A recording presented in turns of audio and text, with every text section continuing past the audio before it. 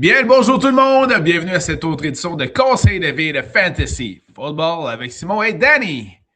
Comment est-ce qu'il va, le triple champion de la couronne? Ça va très bien, toi? Ça va très bien, merci. Un jour à la fois. J'ai mon chandail de Mr. Relevant qu'on a pogné à San Fran pour rendre hommage aux équipes qui jouent en fin de semaine. En gros, tu dois le porter comme une jaquette maintenant. Ouais, il est assez grand, merci. Ben, ça revient en mode, les chandails grands et tout ça. Là. Hey, sais-tu quoi? T'es trendy. T'es trendy vestimentairement parlant. Ouais, dû à ma récente perte, dû à ma perte de poids depuis 9 mois. J'habillais du 2X avant. Maintenant, j'ai essayé d'aller m'acheter des chandails pour voir quelle size j'étais rendu. Et je fit dans du medium. Et pour m'en convaincre, j'ai juste essayé la belle chemise de mon plus vieux qui me faisait comme un gars. Oh, fait que de soir, je peux maintenant t'habiller rayon enfant. Voilà. Que je peux maintenant habiller avec le linge des enfants. Clap de golf. Voilà. Petite anecdote. C'est pas une anecdote. Non, mais ça peut pas être une grosse anecdote parce que je suis plus gros. Hey, tu fais juste montrer aux gens que s'ils veulent, ils sont capables. Et voilà. If you want to do it, you can.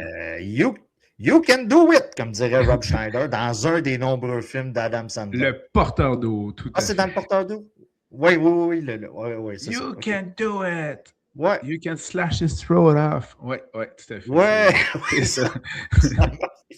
C'est vraiment ça. Oh, sacré Rob. Oh, on voulait prendre quelques minutes pour vous offrir nos prédictions des matchs éliminatoires du Wild Card Weekend. Oui. Également nos suggestions de paris sportifs pour les joueurs parce qu'on est toujours master. Le petit côté fantasy des séries. Côté fantasy des séries. Mais avant ça, on trouvait important de vous jaser de la situation des entraîneurs-chefs dans la NFL puisque c'est comme la ronde ou comme Sidney Sweeney, il y a beaucoup de rebondissements là-dedans. Comment tu veux suivre ça, là? Oui, c'est ça. Ce qui fait que, parle-nous donc justement... Il y a énormément de rebondissements. Voilà. Parle-nous donc de cette situation-là. Combien y a-t-il eu d'entraîneurs-chefs qui ont perdu leur job, leur travail? 8. Rapidement. Ben oui, c'est 8. C'est vrai qu'avec McDaniels, avec les Dolphins, c'était le 8e. Oui, c'est ça. Donc, ouverture de poste, on n'extrapolera pas grandement là-dessus. Mais non, mais je fais juste dire, je m'interromps tout de suite. Là. Je tiens juste à dire à Alexandre Taillon que oui, je vais pouvoir lui écrire sa lettre de recommandation, comme quoi qu'il a bien gagné le pôle de football l'année passée pour qu'il puisse envoyer sa candidature. Puis moi? Ben, tu ne me l'as pas demandé, ça va me faire plaisir d'écrire une lettre de recommandation. Ah, je suis vraiment trop bien chez nous à pelleter de la neige. Voilà. Je me verrais mal avoir un des postes suivants. Poste de coach avec les Raiders à Vegas. Je serais triste à Vegas. Cleveland. Ouais, Cleveland. Là, tu serais vraiment triste. Continue. Écoute, ben Cleveland, on s'entend. C'est une belle situation.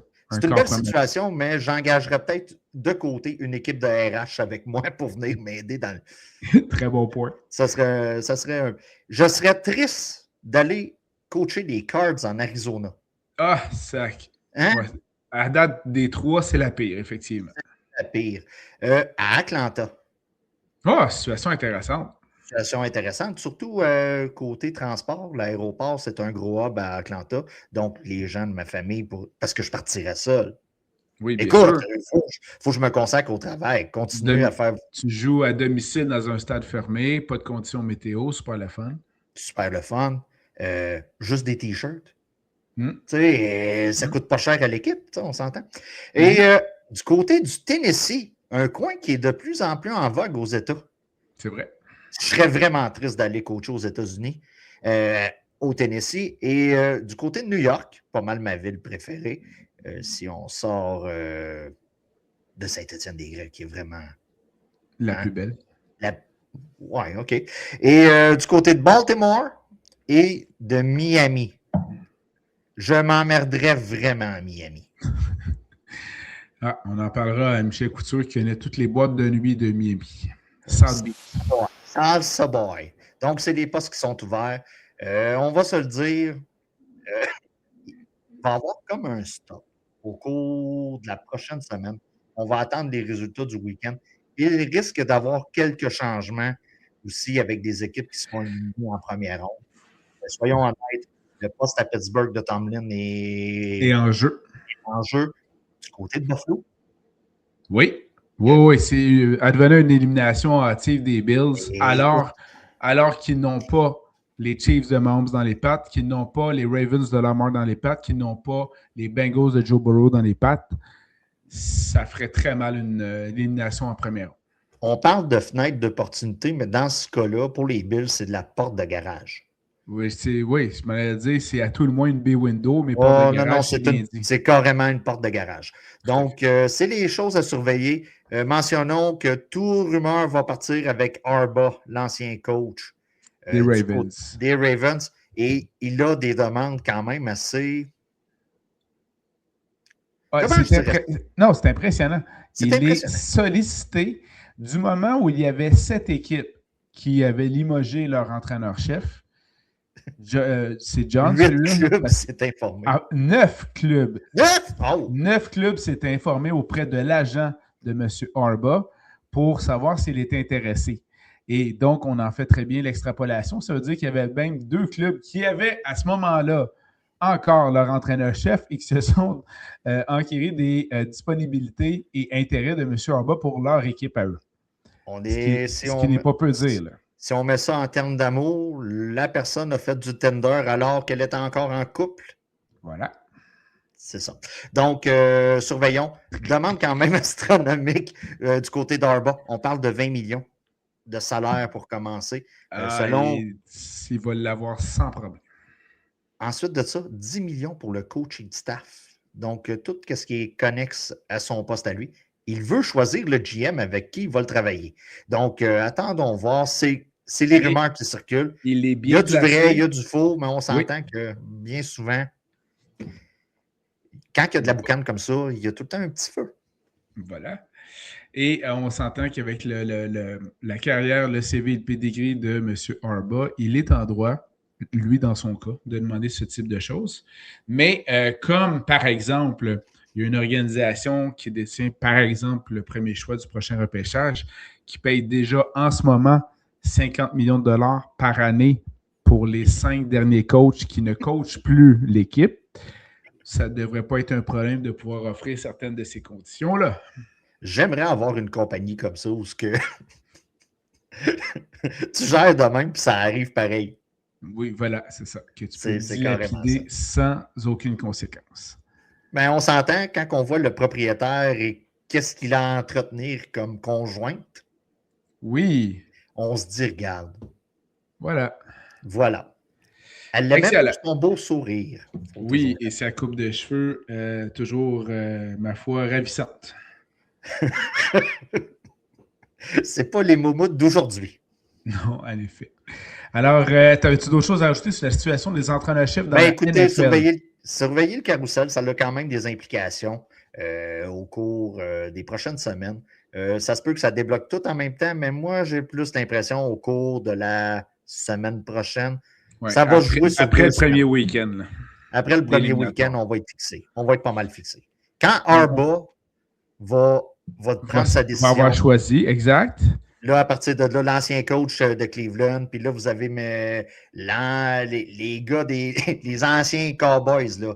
Vous avez Jason Garrett. Garrett. Et vous avez Mike McCarthy. Qui eux autres attendent sur les sidelines aussi. Là. Donc, il va avoir un joli carrousel. Et d'ailleurs, parlant de personnes en demande, c'est paradoxal, mais ce ne l'est pas en même temps. Mike McDaniels, qui vient de se faire congédier par les Dolphins de Miami, est très en demande, mais pas pour un poste d'entraîneur-chef, on s'entend, parce que ça, c'était un beau fiasco.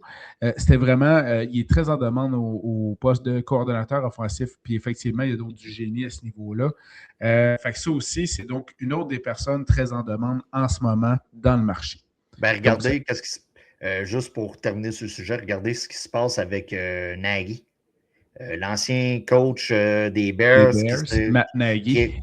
Matt Nagy, qui est retourné coordonnateur offensif du côté de Kansas City. Et c'en est un qui est comme dans les favoris pour se trouver un job cette année, malgré ce qui est arrivé du côté de Chicago. Donc, ça se peut qu'on suive le même. Des belles saisons victorieuses du côté de Chicago. Il était qu'à un dunk d'une belle participation pour suite en série. Mais bon, voilà. Voilà. Alors, c'était la situation des Il a payé pour le fiasco Mahomes et Trubisky. Oui, ça c'est clair. Ouais. Même si ce n'est pas lui qui l'a choisi. Non, mais il était dans la pièce. Il était dans la pièce, mais c'est DG qui a la décision finale. Oui, mais il était dans la pièce. C'est ça. Alors, c'était la situation des entraîneurs-chefs dans la NFL. Dans le code pénal, il y a quelque chose de prévu pour les gens qui sont dans la pièce, mais qui ne tiennent pas le couteau. Je ne sais pas, j'ai jamais été dans cette pièce-là. Mais quand tu écoutes les émissions de meurtre, oui. J'avoue. Allons-y avec nos prédictions des matchs éliminatoires du week-end, du Wild Card Weekend. Donc, commençons avec le match de samedi à 16h30. Avant tout ça. Ah oui, OK, vas-y. Je me suis cassé la tête toute la saison à essayer de vous aider dans vos poules Survivor. OK? Puis, comment est-ce que tu finis là-dedans? Très dur à prévoir cette saison. J'ai tenu des statistiques sans tableau Excel. J'y étais vraiment old school pour mes statistiques. Et j'ai terminé la saison avec 167 bonnes prédictions sur 255 pour une moyenne de 65 clap de golf. Ouais. Je visais le 70 pour être honnête, mais il y a tellement eu d'upsets au cours de la saison que je vais me contenter de ce score. Tel un parent qui sait que son enfant va finir dans une job manuelle et il se dit, il a au moins passé sa session. Et dans les upsets, j'imagine que tu ne fais pas référence, par exemple, aux Buccaneers de Tampa Bay. Beaucoup de Buccaneers dans mes... Beaucoup de Buccaneers. Écoute, je dois avoir réussi à peu près sur les 18 semaines 7 bonnes prédictions des Buccaneers. Ouch. À chaque fois que je voyais dans mes prédictions Buccaneers, je mettais un crochet à côté. C'était pas bon. C'était pas bon. Une mauvaise saison là-dessus. Donc, si je beaucoup résume... de Kansas City aussi. Beaucoup de Kansas City. Oui, j'avoue. Donc, et si je résume ta saison 2025, on parle de 3 championnats de fantasy football et une moyenne de 67% de prédictions, 65% de bonnes prédictions dans les pools de type Survivor. Oui, c'est ça. J'ai arrondi, on va se dire, comme ils montrent à l'école, à l'unité près. Donc, est-ce que c'est 64,6 ou 65,2? Mais c'est 65%. Super. Bien, félicitations. On va donc se fier à tes prédictions pour les matchs du week-end. Allons-y, comme dirait mon père. Dans ton pool de série, ça a déjà été bien 2 années. Oui, d'ailleurs, j'attends tes prédictions pour le pool qui commence demain. Tu vas les avoir là. Excellent. Alors, donc, dans le match de samedi, 16h30, où les Rams de Los Angeles, avec leur fiche de 12 victoires, 5 défaites, rendent visite au domicile des Panthers de la Caroline qui ont gagné leur division avec la magnifique fiche de 8 victoires, 9 défaites. Tu prédis... Tu gagnes 12 victoires, puis tu dois faire la trail. De Los Angeles en plus, jusqu'en Caroline. Ouch. Ouch. Donc, j'y vais avec les Rams. Écoute, je crois que ça va être le match le moins serré du week-end. Mais, tu sais... Mais, OK, on va se dire la vérité. J'ai perdu mon pool Survivor à cause d'une prédiction... Contre les Rams. Contre les Rams et les Panthers. Donc, je vais vous avouer que je l'ai encore ici. Un peu en travers de la gorge. Je l'ai encore un peu au travers de la gorge. Je m'attends à un résultat différent de ce qui est arrivé semaine 14 de mémoire, 13 ou 14. Donc, je m'attends à une victoire quand même avec de plusieurs possessions, au moins 2 possessions du côté des Rams. Je crois que l'attaque des Panthers ne sera pas capable de suivre la cadence et la défensive des Rams va mieux faire que l'affrontement durant la saison. J'en profite tout de suite pour mentionner que ceux qui sont intéressés, je vais mettre les détails sur notre page Facebook du Conseil de vie et de fantasy. J'ai donc un pool de football des éliminatoires. Si vous voulez participer, vous êtes les bienvenus. C'est 10 $ chacun. Il faut donner les prédictions de chacun des C'est matchs 10 avant que ça piastres. commence. L'inflation a atteint ton pool aussi? Oui, tout à fait. Tout va en gagnant. Il n'y a rien qui est conservé. Et dans ce pot-là, je crois que c'est un de mes fils, Arthur, qui, je crois, a pris les Panthers. Et je prédis, moi aussi, une victoire des Rams. OK. Tout simplement à raison de Matthew Stafford, qui a déjà gagné le grand championnat, qui est un vrai carrière, qui, selon moi, sera le MVP de la saison 2025. Oui. Et parce qu'il sait ce que ça prend, mais je ne suis pas prêt à cracher sur la prédiction d'Arthur parce que ce ne serait pas surprenant qu'il y ait une surprise. Voilà. Disons-le, si le scénario de ton garçon arrive, se concrétise, arrive, beaucoup de braquettes vont tomber. Okay? C'est clair. March Madness. Là. Donc, beaucoup de braquettes vont tomber. Donc, attendons voir, mais j'ai l'impression que ce ne sera pas tant serré comme match. Moi, je vois plus l'upset ailleurs. Ben, allons-y ailleurs. Donc, toujours samedi soir, 20h, l'excellent match entre les Packers de Green Bay et leur fiche de 9 victoires, 7 défaites et une nulle, qui rendent visite aux champions de division, les Bears de Chicago, avec leur fiche de 11 victoires, 6 défaites. Oui. 6 défaites, voilà. Au Soldier Field de Chicago, magnifique stade qu'on a pu aller visiter. Oui, ben, les deux stades, on a pu aller. Les deux stades. Mais là, dans ce cas-ci, c'est à Chicago, sur le bord de l'eau. Il va faire fret. Il aurait fait fret peu importe où. Peu importe le stade dans ce match-là, tout à fait. Alors, ta prédiction, c'est quoi? J'y vais avec les Packers. J'y vais avec les Packers qui sont légèrement favoris, OK? Si on suit ce que Vegas dit. Vegas le dit. Et écoute, on donne quand même un score serré. Moi, de mon côté, j'ai l'impression que ça va l'être. Je m'attends à un match où les deux offensives vont être déployées et ça va aller à la dernière possession de balle, j'ai l'impression. Oui, effectivement. Avec un avantage du côté des Packers. Je crois que les Bears sont sur la bonne voie, mais tout simplement pas cette année. On affronte une équipe que je considère très forte, malgré les blessures en défensive du côté des Packers. On affronte quand même un club très fort et je m'attends à ce que ça se joue jusqu'à la dernière possession et c'est là qu'on va voir les Packers l'emporter. De mon côté, j'y vais avec le upset et j'y vais avec l'équipe à domicile, avec les Bears. Mais un ou l'autre, c'est pas fou. Dans les deux cas, c'est un pile ou face. Oui.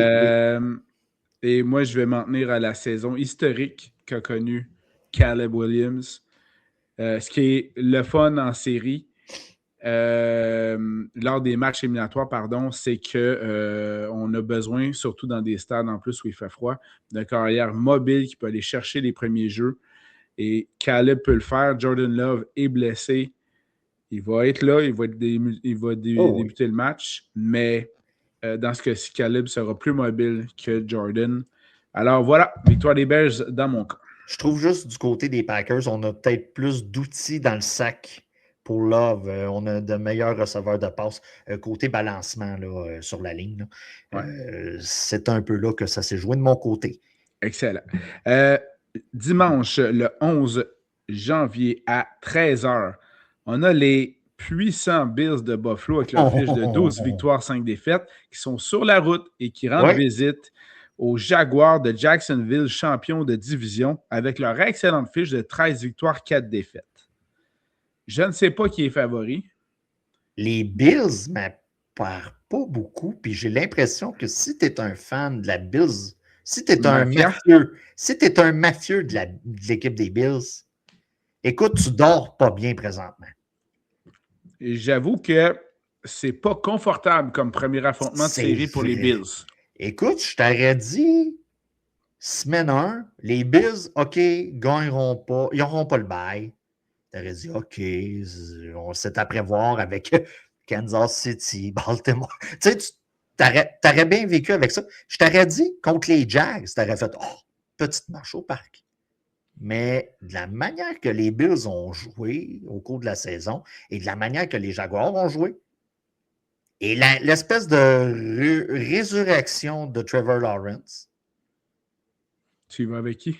J'y vais quand même avec les Bills. Ouh! J'y vais quand même avec les Bills parce que Josh Allen va sortir un lapin de son chapeau. Et voilà. Et voilà. Comme j'ai mentionné tantôt pour les Packers, j'aime mieux les armes offensives du côté des Jags. Je trouve que c'est un two-man show du côté des Bills. Et si on est capable de contrôler le jeu au sol, on est dans un sérieux pépin du côté des Bills. Mais je crois que Josh Allen va faire utiliser sa magie voilà. Puis contre les Jags, mais ça risque d'être très serré et ça va se jouer par une possession. On sait tous que l'arsenal de receveurs des Bills est plutôt mince. Par contre, il n'y en a pas besoin, Josh Allen. Ouais, il va donner le ballon à James Cook. Lui-même va courir beaucoup. Et il va trouver ses deux alliés rapprochés, Dawson Knox, Dalton Kincaid. Puis de temps en temps, une petite passe dans les zones intermédiaires.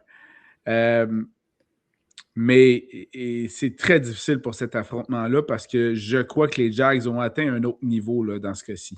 Oui. Puis avant la NFL, tout ce que Lawrence avait fait, c'était de gagner. Là. Et ce, à tous les niveaux. Oui. Secondaire, donc le high school, collégial. Puis il n'avait pas perdu beaucoup de parties avant d'atteindre la NFL. C'était un gagnant, ce gars-là. Mais je vais y aller avec les Bills.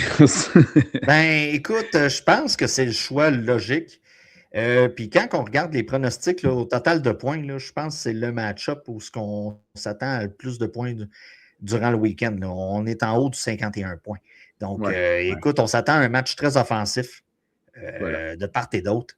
Des matchs où les défensives vont devoir travailler. Et ça se peut que ça se joue aussi dernière possession. Là. Excellent. Dans le match samedi, 16h30, on a les 49ers de San Francisco avec leur fiche de 12 victoires, 5 défaites, qui rendent visite aux Eagles à Philadelphie. Fiche de 11 victoires, 6 défaites, champion de division pour ce qui est des Eagles. Oui. Qui vois-tu gagner ce match qui est surprenant parce que ce n'est pas un affrontement qu'on a souvent vu dans les dernières années? Écoute, Simon, je veux ton avis avant. Ouh! Je veux ton avis avant. Moi, de mon côté, je te dis tout de suite, j'y vais avec les Eagles. OK? Je veux ton avis. Là, je vais juste te résumer ça rapidement. Je ne crois pas en la défensive des 49ers. On a tellement de difficultés à faire, à créer des revirements. On a tellement de la difficulté. Comment je te dirais ça? On a gagné des matchs par rapport à notre offensive, puis on a vu semaine 18 ce qui est arrivé contre les Seahawks. Aussitôt que l'attaque a été muselée, on est tombé problématique. Et malgré que les Eagles sont comme un mauvais film des fois. Tu sais, tu regardes, puis on dirait tout devrait rouler rondement. Mais on trouve le moyen de chier dans la pelle, que ce soit des comportements... Le train déraille, c'est clair. Ah, mais ça prend pas une grosse... Ça prend pas grand-chose du côté des Eagles. Mais je ne crois pas en la défensive des 49ers contre les Eagles. Tu m'aurais mis la défensive des 49ers contre d'autres clubs dans le tableau, j'aurais fait... Oui, je comprends ça. Il y a moyen de survivre, mais pas contre les Eagles. Donc, c'est pour ça que j'y vais avec les Eagles. Puis, je m'attends à une très bonne performance de Saquon Barkley. De mon côté, j'y vais avec une prédiction de victoire des 49ers en raison de deux mots, Christian McCaffrey.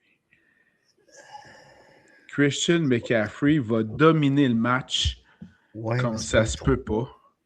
Non, le mec et le Caffrey est dans le même mot. Oui, il est tout ensemble, même. Il est tout ensemble. Ah, OK. Ouais. Parce que moi, dans un examen de français où ce qu'on compterait les mots, je l'aurais compté comme 3. Là. Mais non, je te confirme, c'est 2 mots. Et justement, puisque ça a été leur recette à succès, et puisque ce n'est pas M. Harbaugh et que eux autres comprennent que quand tu as Oui, eux autres, Quand tu as un cheval de course, tu l'utilises, oui. surtout en série, et que personne, pas même les Eagles, ont une recette à succès pour arrêter Christian McCaffrey. Et ce, sur toutes les facettes, là. Que ce soit le jeu au sol de façon transversale, les passes d'option, que ce soit aligné comme receveur de passes, il n'y a personne qui a une recette pour Christian McCaffrey. Et je pense que c'est ce qui va les aider à donc triompher des Eagles. En gros, si on résume, je ne crois pas en la défensive des 49ers dans cet affrontement-là. Simon ne croit pas en la défensive des Eagles dans cet affrontement-là. Attendons voir. Donc, Voilà. J'aurais eu un 20$ à mettre en début de saison sur un club qui allait gagner le Super Bowl. Je l'aurais mis sur les Eagles. Jusqu'à maintenant, je remarque que dans les 4 prédictions qu'on a faites, j'ai 3 clubs visiteurs sur 4, ce qui n'est pas très bon parce qu'on sait que l'avantage habituellement est donné aux clubs receveurs. Mais poursuivons. Samedi toujours. Le prochain, je m'attends à ce que tu prennes le local. Très bonne journée de football samedi. Dimanche, pardon, le 11. Oui. Et donc, dimanche le 11 à 20h15 en soirée, on a donc les Chargers de Los Angeles qui, avec leur fiche de 11 victoires, 6 défaites, rendent visite aux champions de division dans l'Est, les Patriots de la Nouvelle-Angleterre de Drake May, avec leur excellente fiche de 14 victoires, 3 défaites. Qui prends-tu dans cet affrontement? Écoute, j'y vais vers la nouvelle dynastie en devenir des Patriotes. Tout à fait. Si tu es un fan des Bills, des Chiefs, des Ravens, j'espère que tu as profité des dernières années. Profiter de tes dernières années. J'ai l'impression qu'on est dans le début d'une belle et joyeuse aventure du côté des Patriotes. On a trouvé notre coach pour les 10 prochaines années et on a trouvé notre corps arrière qui va fitter avec le coach pour les 10 prochaines années. Et ensuite de ça, on vous rappelle, Vrabel va se faire congédier, se ramasser une fille 20 ans plus jeune que lui et son corps arrière va faire des annonces de Pizza Hut. Donc, l'as-tu vu, l'annonce de Pizza Hut? Ah oui, j'ai vu ça, effectivement. T'as vu ça, hein? Le gars surtout avec le régime alimentaire de Tom Brady, c'est ça. Tout sauf Pizza Hut. Là. Tout le monde peut se faire acheter. OK? Oui. On voit Comme que... disait Ted DiBiase, The $1 Million Man, everybody has a price. Ouais. Donc, malgré que ça ne doit pas être assez son contrat de la Fox de 350 millions. Qu'est-ce que tu veux? Non! Qu'est-ce que tu veux? Qu'est-ce que tu veux? Il a peut-être besoin d'un nouveau voyage. Ouais, de joyeux problèmes. Appelons ça des joyeux problèmes. Malgré que quand tu dates un jeune modèle Instagram de 25 ans, ça se peut que tu aies des nouveaux besoins aussi. Non, mais c'est à cause qu'il date celle-là cette semaine. La semaine prochaine, ça va être un autre. Voilà. Donc, c'est ça. C'est ça. Tout ça pour dire, écoute, les Chargers, je ne sais pas quoi en penser. Je trouve que c'est le club à 11 victoires cette année. Le plus faible. Le plus faible. Voilà. Puis, sérieusement, là, les Chargers l'emportent dimanche soir, c'est le upset du week-end. Parce qu'à date, là, les autres, les Panthers l'emporteraient, je te l'ai dit, je ne serais pas surpris. Oui. Packers-Bears, c'est un flip coin, c'est un tirage au sort. Oui, carrément. Toi et moi, on diverge sur les Niners puis les Eagles, donc ça peut aller d'un bord ou de l'autre. Et l'excellente saison des Jaguars fait en sorte qu'ils peuvent prétendre à gagner ce match-là. Mais les Chargers l'emporteraient dimanche soir, ce serait la consternation. Je voudrais pas aller... la consternation, je te dis. Je voudrais pas. Là, tu es supposé de redire la consternation. Consternation. OK. S'il y a un corps arrière dans la NFL qui est capable de rester dans sa pochette et de gunslinger solide. Et de gunslinger Madison Beer. Et le ballon. Oui. Et être capable de suivre Drake May. Ouais. Peu importe le nombre de points au tableau, c'est Justin Herbert. C'est vrai. D'un point de vue fantasy, j'ai détesté les Chargers cette année parce qu'il y avait trop de bouches à nourrir, puis on ne savait jamais sur quel pied danser. Vous avez Johnston qui est capable de faire des catchs de 40 verges, puis courir dans la zone de but. Vous avez McConkey qui est capable d'avoir son certain petit volume, d'étirer une passe de 5 verges, puis aller en chercher 35. Keenan Allen. Keenan Allen qui a vieilli partout sauf à LA. Donc, en plus d'avoir des options dans le écoute, champ arrière avec Omarion Hampton et Kimani Vidal. Si Hampton ne fait pas la job, Vidal va la faire. Vidal va la faire pour lui. Donc, c'est un club que je trouve quand même très dangereux pour dire que ça serait un upset incroyable et tout ça. Mais c'est que les Chargers arrivent avec 11 victoires, puis on se regarde, puis on est comme, ils ont vraiment eu 11 victoires cette année, eux autres. Tu sais, ça a été fait sans fanfare, ni trompette vraiment. La blessure à Herbert en fin de saison a comme diminué les attentes pour tout le monde. Et du côté des Chargers, on se souvient que c'est l'an dernier qu'on a perdu contre les Jaguars quand on est à peu près par 30 points. Ah ouais. Donc,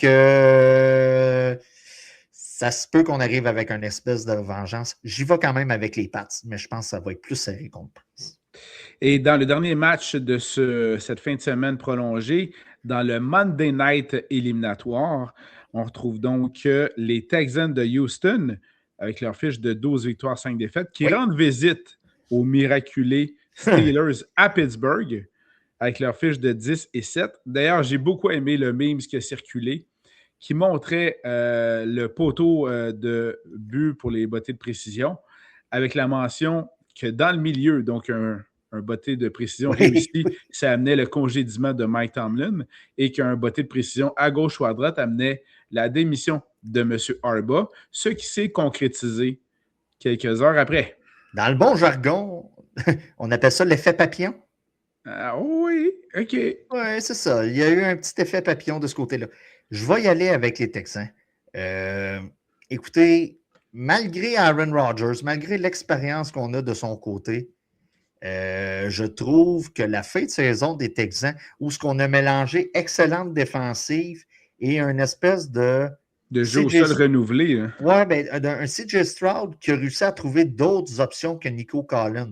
Oui, c'est ça. C'est un peu ça qui est arrivé. Ouais. C'était plus diversifié. Puis, écoute, la couverture double sur Collins a fait que des gars comme Higgins se sont libérés. Puis, et là, on a carrément dynamisé l'attaque. Qu'est-ce qui semblait manquer l'an dernier, surtout, avec les blessures. Donc, j'y vais avec les Texans, mais je m'attends à ce que ce soit le match qui a le moins de points cette fin de semaine. C'est plausible. De mon côté, j'y vais avec les Texans également pour les deux défensives, c'est-à-dire l'excellente défensive des Texans qui va museler les Steelers et malheureusement pour eux, la plus poreuse défensive des Steelers qui n'a pas fait le boulot cette année, que ce soit fantasy football, que ce soit en vrai football.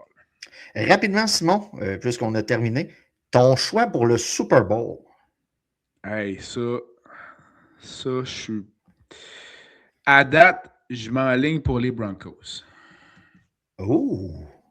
Ouais, à date. Mais je me réserve le droit de changer d'ici demain. De ton côté? Je voulais sortir les odds parce que la dernière fois que j'ai checké, dans le fond, j'ai checké il y a 2 jours, c'était les Seahawks qui étaient les favoris. Oui. Suivi des Rams, des Broncos, des Eagles, des Pats et les Bills. De mon côté, j'y vais avec les Rams depuis semaine 7 ou 8. Je suis convaincu que ça va être les Rams qui vont emporter le Super Bowl. Excellent, c'est noté. Puis, je trouve que ta proposition fait beaucoup de sens. Donc, voilà, excellent. Passons, mon cher, aux suggestions de paris sportifs avec les matchs du week-end. Oui. Je vais commencer de mon côté. J'en ai fait qu'un seul et seulement avec les 2 matchs du samedi dans ce cas-ci. Si vous cherchez un gars qui parie sur chaque match, Simon est votre dude. Ouais. Moi, j'y étais pour tout le week-end, mais Simon, lui, s'amuse les lundis soirs. Parce que, comment je dirais ça, sans vouloir le troller, ses poules vont tellement mal qu'il sent... Oh, j'aurais peut-être dû attendre que tu n'avais pas de l'eau dans la bouche. Ses poules vont tellement mal qu'il sent le besoin de sélectionner de bons joueurs ailleurs. Alors, au moins, ça remporte dans le pari sportif. Je vais y aller. Le match de samedi, j'ai une formule classique avec une défensive et la plupart des positions. Est-ce que tu as un capitaine ou c'est classique? Classique. Alors, j'ai Matthew Stafford à 6 900 $, une bonne valeur pour un rendement moyen de 22 points fantasy. Oui. Porteur de ballon, Josh Jacobs à 6 300 pour 16 points fantasy. J'ai été prendre l'autre porteur de ballon, mais moins cher dans ce cas-ci, Kyle Monangai à 5 200. Ah, sneaky, mais bon. Sneaky. Un de tes préférés pour avoir un ressort de passe moins cher, Luther Burden à 4 600 $. Donc, tu es en train d'écouter la bonne nouvelle de Danny. Voilà. Sinon, un receveur qui se démarque du côté des Panthers, Jalen Cocker, qui a une valeur seulement de 4 500 $. Ouais, ça se peut que t'en donnes pour 4 500 là.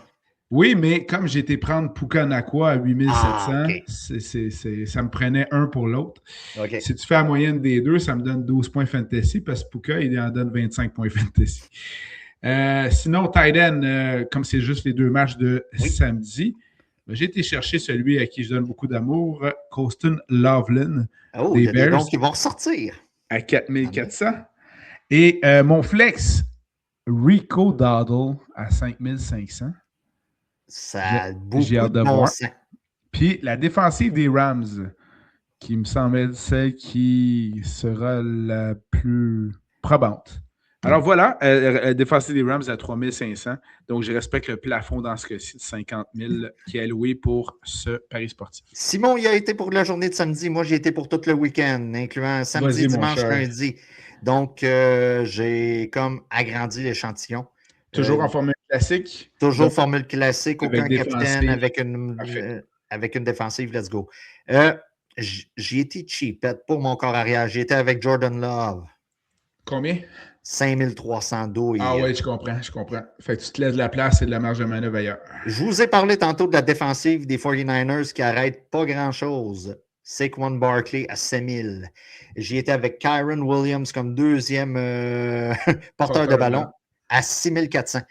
Écoutez, dans le week-end, c'est pas mal. Deux gars que je considère dans le top 5 pour le week-end. Problème avec Williams, c'est Corum. OK, soyons honnêtes. Puka Nacua, que j'ai été chercher à 8 700 $. J'avais le choix entre McCaffrey, j'avais le choix entre Puka. Je me suis dit, regarde, je vais y aller avec Puka. C'est contre la Caroline. Ça devrait être très payant. Washington, du côté des Jags. Ben oui, Parker. Ben oui. 5000. Quand j'ai vu ça, j'ai fait. Ouh, belle valeur. Sexy lady. J'ai fait sexy lady. Donc, j'ai été à 5000 $. Un gars qui vaut moins cher que Parker et qui est premier dans la hiérarchie dans son club, Christian Watson, du côté des Packers à 4900. Et mon troisième receveur de passe. Comme tight end, j'ai été avec celui que je figure top 3 pour le week-end, Loveland, du côté de Chicago à 4400. Le dude qui s'appelle Anderson et qui porte le ballon du côté des Pats à 6 000 $ comme mon flex. Pas Trevelyan. Trevelyan Anderson à 6 000 $. Est-ce que Vrabel le fera jouer plus souvent que Ramondre? On s'entend, je m'attends à un monstre à deux têtes cette fin de semaine. Et j'y étais avec la défensive des Chargers, tout simplement parce que c'est ce qui me restait. OK. Et à 2200, je me suis dit, écoute, on va être capable de faire un sac du corps, quelque chose comme ça. Peut-être un pick six, si tout va bien. Et il me reste 100 $ à mon budget. Donc, c'est mon alignement pour le week-end. Excellent. Ben, merci beaucoup pour cette suggestion de paris sportif.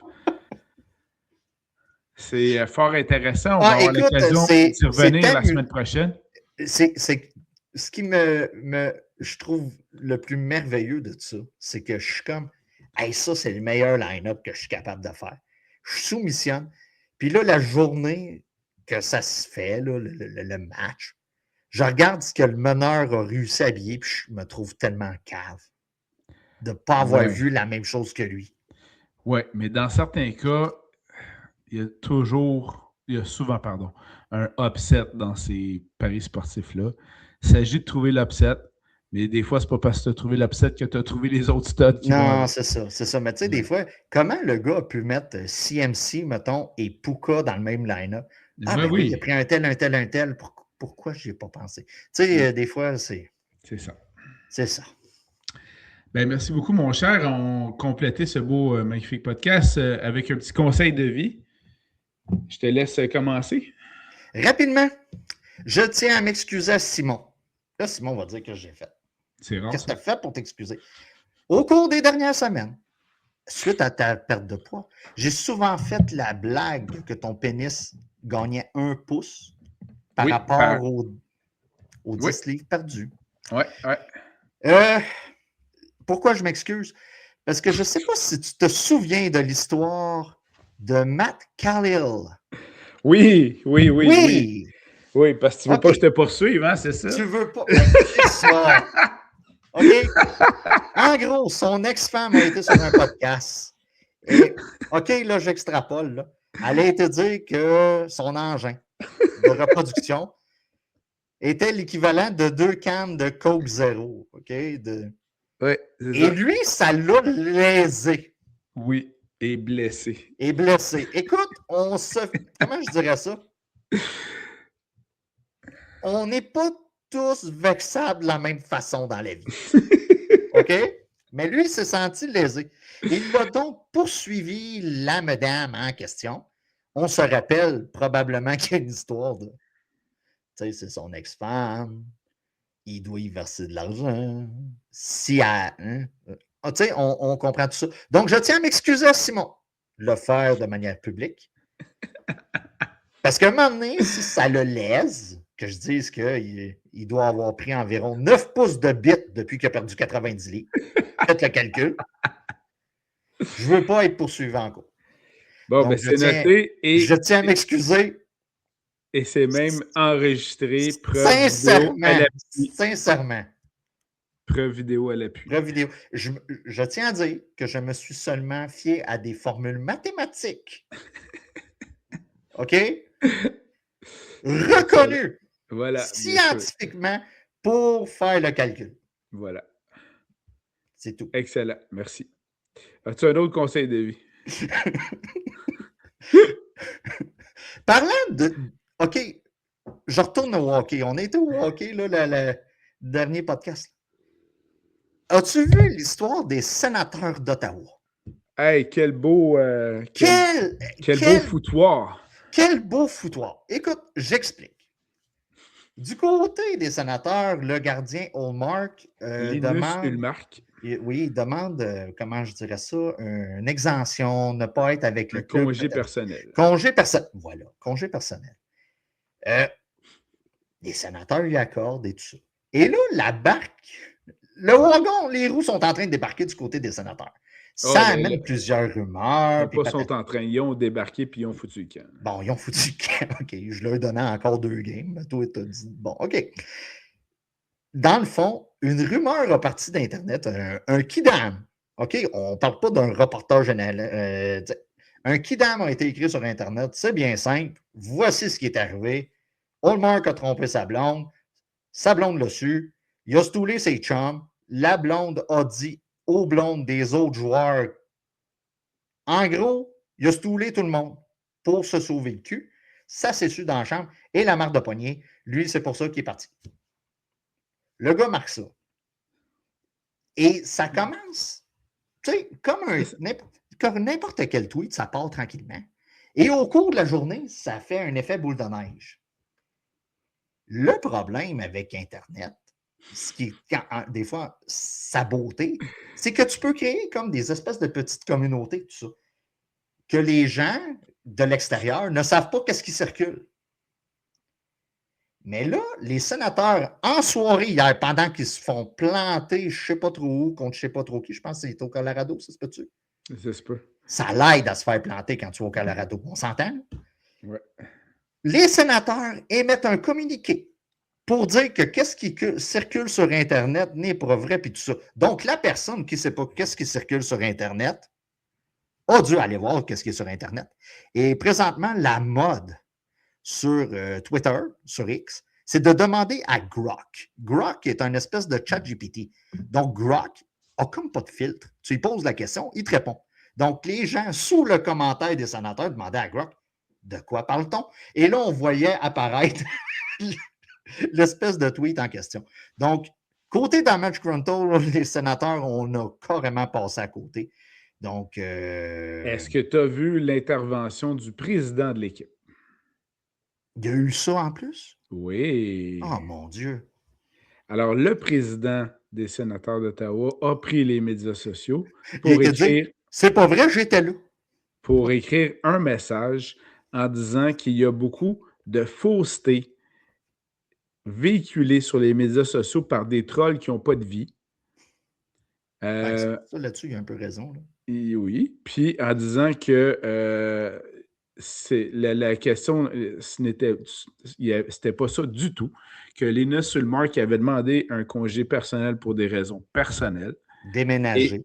et que ça n'avait aucun lien avec les histoires loufoques qui étaient véhiculées sur les médias sociaux. Toute l'équipe est en arrière de Linus Ulmark et toute l'équipe fonctionne en un seul ensemble. Tout le monde est en arrière de lui avec un bâton au même moment où les sénateurs, comme tu le soulignais, se faisaient varloper 8-2 contre l'Avalanche du Colorado. Alors, c'est pas le signe d'une équipe qui fonctionne tout le monde bien soudé ensemble. Quand tu perds 8-2, quoique c'est l'Avalanche, là, c'est différent. Mais, bref, le bordel est pogné là, du côté des sénateurs. D'un point de vue personnel, je trouve et ça. Et le capitaine serait en tabarnouche, paraît-il. Ben là! Puis je fais juste dire ça de même, mais si le capitaine il veut sortir de là, il y a d'autres équipes qui peuvent l'accueillir à bras ouverts. J'aimerais rappeler, OK, d'être un peu plus Ryan O'Byrne. OK? On ne stoule pas un chum. Voilà. OK? Pendant Ryan a volé la sacoche pour cacher d'autres choses. Ouais. Ça, c'est un gars qui ne troll pas ses chums. C'est pas un stool. Voilà. Voilà.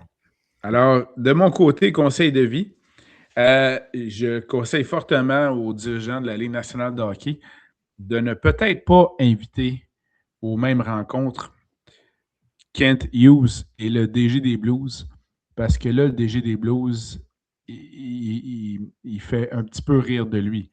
Parce que Kent Hughes a réussi à aller soutirer un Zachary Bolduc en échange de Logan Mailloux. Et à ma connaissance, Logan Mailloux n'est pas encore un candidat au Trophée Norris. Et en plus, il a réclamé... Il ne sera jamais, Simon. Il ne sera jamais. Il ne sera jamais. Et en plus, il a réclamé au ballottage, sans que ça lui coûte quelque chose, un certain Alexandre Texier, le Français qui est présentement sur la première ligne du Canadien de Montréal et qui, après 6,2 matchs, risque d'être dans une des étoiles de la semaine de la Ligue nationale de hockey et le joueur vedette de l'équipe de France aux prochains Jeux olympiques. Alors, le DG des Blues risque de faire rire un petit peu de lui à côté de Ken Hughes. D'ailleurs, J'ai bien aimé le memes où on voit une statue en bronze de Ken Hughes qui était érigée dans un memes à côté du Centre Bell, bien sûr. On peut attendre une couple d'années. Le gars est hot présentement, mais dans mon... OK, j'ai un power ranking des importations de la France. OK? Le Brie, le vin rouge, choisissez votre ordre, tout dépendant. Gojira, groupe de heavy metal, et Texier est rendu maintenant dans ce top, ouais. Dans ce top 4. Donc, voilà. Ophélie Winter a été longtemps dans le top 4, mais plus maintenant. Excellent. Il y a eu Ophélie Winter, Laurie, je serai ta meilleure. Oh oui. Oh et ensuite de ça, ben là, ça a été remplacé par Gojira, là, un moment donné. Excellent. Voilà. Voilà, c'était les conseils de vie qu'on avait à vous offrir. Rapidement, profitez pour aller voir des beaux paysages du Québec, comme sur la vidéo des libéraux. Allez dehors, il fait beau. Allez voir les beaux paysages. Et trompez-vous pas entre le Québec et l'Allemagne. C'est des beaux paysages aussi, là, mais voilà. Écoute, les libéraux ont besoin d'engager un nouveau gars qui fait les vidéos. Là. Probablement qu'on a gardé l'ancien de Pablo. Mm-hmm. Là, il faudrait... Ça passait bien au niveau fédéral, mais au niveau provincial. Ouais, c'est ça. C'est ça. Ah, ils vont penser que c'est le vieux Québec. Chris, on a vu des chèvres là, dans les montagnes. Là. Tu sais. C'est ça. Ils vont penser que c'est petite rivière Saint-François. Non, là. Voilà. Pensez-y. Pensez-y. Hey, merci beaucoup, mon cher Danny. Bon match éliminatoire à tout le monde. Amusez-vous. Oh yes, c'est le temps de sortir les ailes de poulet, bâtonnets de fromage. Préparez-vous pour le Super Bowl. Mais voilà, c'est des belles pratiques. C'est des belles pratiques. C'est des belles pratiques. Alors, c'est ce que, après les activités des enfants, c'est ce que je mettrai en pratique en fin de semaine, bien sûr. Vive la air fryer. Voilà. Siméon aurait pris une air fryer. Hein? Hein? Siméon aurait pris la air fryer, qu'est-ce qui serait arrivé? Il ne serait rien arrivé. Voilà. Jetez-moi tout ça, ces affaires à huile-là. Voilà. Merci, mon cher Danny. Bon match éliminatoire, tout le monde. Et n'hésitez pas à nous transmettre vos propres prédictions. On adore ça, vous lire et communiquer avec vous, bien sûr. Merci, mon cher. À bientôt et bonne journée, tout le monde. Ciao, bye.